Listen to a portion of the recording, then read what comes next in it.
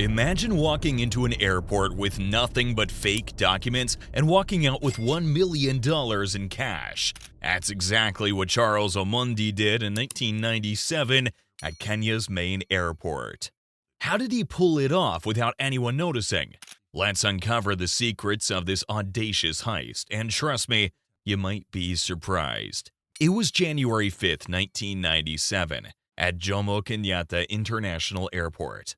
The place was buzzing with travelers, luggage carts, and the usual commotion of a busy airport. Security guards stood at their posts checking IDs and scanning bags, but they had no idea what was about to happen. Charles Omondi went into the airport, looking sharp in a suit and carrying a briefcase. He walked with the confidence of someone who belonged there. In his hands were fake Citibank documents, his ticket to a fortune. Omondi approached the Kenya Air Freight Handling Limited offices, flashed his fake ID, and asked for the cash. The guards, fooled by his act, handed over an 11-kilogram bag stuffed with $1 million. Just like that, Omondi walked out, vanishing into thin air. How did he make it look so easy? What happened next? As Omondi vanished with the $1 million loot, the clock was ticking. Little did he know a single misstep would unravel his perfect heist. What crucial error did this daring robber make? The next morning, chaos erupted at Jomo Kenyatta International Airport. The real Citibank couriers arrived, expecting to collect a routine cash shipment. Instead, they were met with confusion and disbelief. The money was gone, vanished into thin air. How could this happen? The shock quickly turned to panic as the reality of the situation set in. $1 million had walked right out the front door. News of the heist spread like wildfire. The Central Bank of Kenya sprang into action, offering a reward of 250,000 Kenyan shillings for information leading to Omondi's capture. As days turned into weeks with no leads, they upped the pot to 1 million Kenyan shillings. It seemed everyone in Kenya was on the lookout for the mysterious man who pulled off the impossible. But Omondi was already one step ahead. While the authorities scrambled, he'd slipped across the border into Tanzania. There he lived it up, indulging in a lifestyle most could only dream of. Luxury hotels, fancy cars, high-profile encounters. Omondi was living large on his ill-gotten gains. Back in Kenya, the investigation was in full swing. Banks across the country were put on high alert. They were given a specific set of serial numbers to watch for. These were the $100 bills Omondi had stolen, and spotting them could crack the case wide open.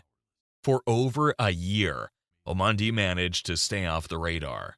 But the life of a fugitive isn't all glamour and excitement. Later, he'd reflect on this time, saying, "I didn't enjoy the notoriety.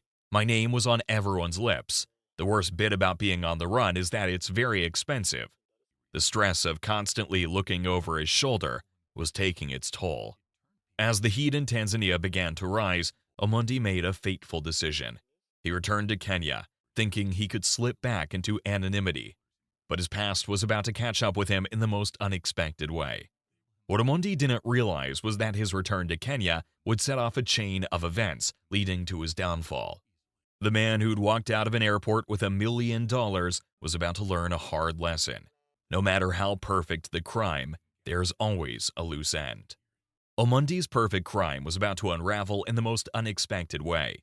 How could a simple domestic dispute lead to the capture of Kenya's most wanted criminal? The answer reveals a twist that even the cleverest con artist couldn't have seen coming. On March 12, 1998, over a year after the airport heist, Charles Omondi's luck finally ran out. But it wasn't a high-tech investigation or an elaborate sting operation that brought him down. It was something far more ordinary, a fight with his wife. The authorities, who'd been searching for Omondi for months, received a tip about a domestic disturbance. When they arrived at the scene, they couldn't believe their eyes. There he was, the man who'd pulled off the $1 million heist, caught in the middle of a heated argument. As Omondi was hauled into custody, the story of his capture spread like wildfire. The man who'd outsmarted airport security and evaded authorities for over a year had been undone by a simple domestic dispute. It was a turn of events that no one could have predicted. But Omondi's story was far from over. During his trial, he maintained his innocence, spinning a tale that left many scratching their heads. He claimed he was a legitimate agent for Citibank, insisting that he had been given false documents by a mysterious man named Martin Njoroge. According to Omondi, he'd followed proper clearance procedures and handed over the money to Njoroge, whom he believed was a Citibank employee. The court, however, wasn't buying it. Despite Omondi's claims of innocence and the alleged existence of Njoroge, he was found guilty. The judge sentenced him to 3 years in prison, a punishment that seems surprisingly lenient given the magnitude of the crime. But the twists and turns in Omondi's story weren't over yet. In 2002, just a few years into his sentence, he was unexpectedly released from prison through a presidential pardon. This sudden release raised eyebrows and sparked speculation about the connections and influence Omondi might have had. How did a man convicted of such a high-profile crime manage to secure a presidential pardon? As the dust settled on Omondi's case, one question remained unanswered. What had happened to the stolen money? Despite intensive investigations, the $1 million was never recovered. Had Omondi managed to hide it away somewhere?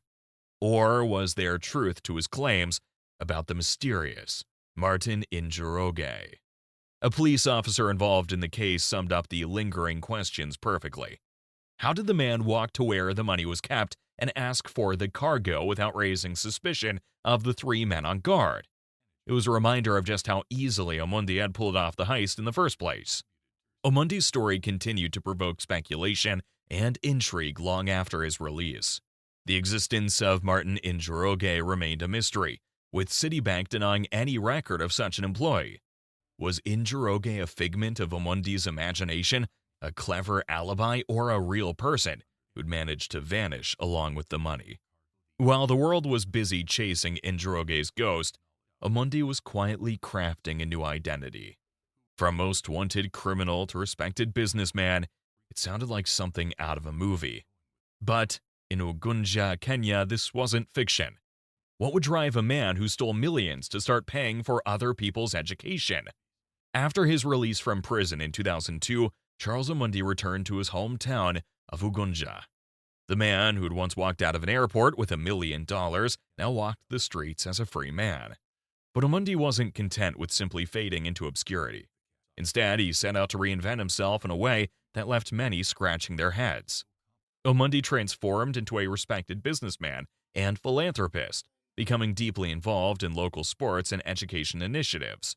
He sponsored events and paid school fees for students in need. It was a far cry from his days as Kenya's most wanted criminal. But was this change of heart genuine? Or was there more to the story? As Omondi's reputation grew, so did the questions surrounding his past. The stolen $1 million, now worth an estimated 229.3 million Kenyan shillings, was still unaccounted for. Could Omondi's philanthropic acts be a clever way to hide his ill-gotten gains? Or had he truly turned over a new leaf? In 2013, Omondi took his transformation a step further by attempting to enter the political arena. He ran for the Uganda parliamentary seat under the ODM party, but his political aspirations were short-lived.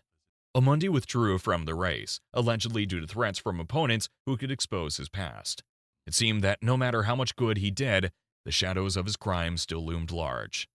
Despite the setback, Omondi continued his community work. Retired Chief Richard Okoth spoke highly of him, saying, "He has a big heart. He's helped so many people and he's one of our sons, whom we are very proud of." But not everyone was convinced. Questions lingered about whether these actions were a genuine attempt to reintegrate into society or a clever cover for his past crimes. Today, Omondi lives a comfortable life, driving a Mercedes and engaging in business, but he remains tight-lipped about the fate of the stolen money. When asked, he insists he didn't keep it, claiming he handed it over to a man named Martin Njoroge, an alleged Citibank agent. But with no evidence of Njoroge's existence, many remain skeptical. The transformation of Charles Omondi from airport heist mastermind to community benefactor is a story that continues to captivate. Is he a reformed criminal making amends or a clever con artist playing the long game? The truth might lie somewhere in between. This heist has become an urban legend in Kenya, with stories growing wilder over time. It leaves us wondering, did Omondi act alone? Where's the money now? And was justice truly served? The case continues to captivate, a testament to our fascination with the perfect crime. If you found this story as fascinating as we did, be sure to like, share, and subscribe for more deep dives into the world's most shocking true crimes.